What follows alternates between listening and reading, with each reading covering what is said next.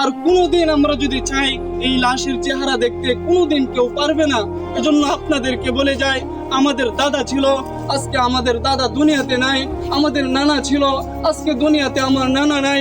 অনেকের বাবা দুনিয়ার জমিনে ছিল, আজকে আমাদের বাবা অনেকের হারায় গেছে।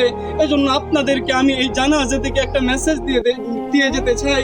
যারা আজকে মনে করতেছেন যে দুনিয়ায় আমার জন্য আসল, এ দুনিয়ায় আমার, এ দুনিয়ায় আমার, আল্লাহ তাআলা বলতেছেন আমাল হায়াতুদ দুনিয়া ইল্লা মাতাউল গুরুর, যে দুনিয়াটা হচ্ছে একটা ধোঁকা, এ দুনিয়ার সব কিছুই ধ্বংস হয়ে যাবে।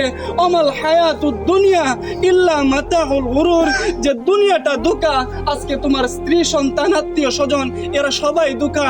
এজন্য মুহতারাম হাজরিন, দুনিয়ার মুখ থেকে আজকে আমরা আমাদের চেহারা, আমাদের দিল, আমাদের কলব আজকে আমরা আল্লাহর দিকে ফিরাইয়া দেই। যে জিন্দেগিতে যত গুনাহ করছি, আজকে এই জানাজা থেকে আমরা প্রতিজ্ঞা করতে চাই আর গুনাহ করব না।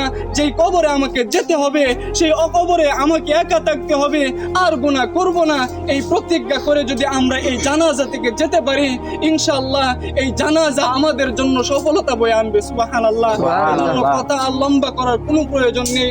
অনেকেই আত্মীয় স্বজন আছে, তারা কথা বলবেন। এই জানাজাই হচ্ছে আমাদের জন্য সবচাইতে বড় সবক, কথা ঠিক না? আল্লাহ তাআলা আমাদেরকে যে কথাগুলো বলছি সকলকে বোঝার তৌফিক দান করুক।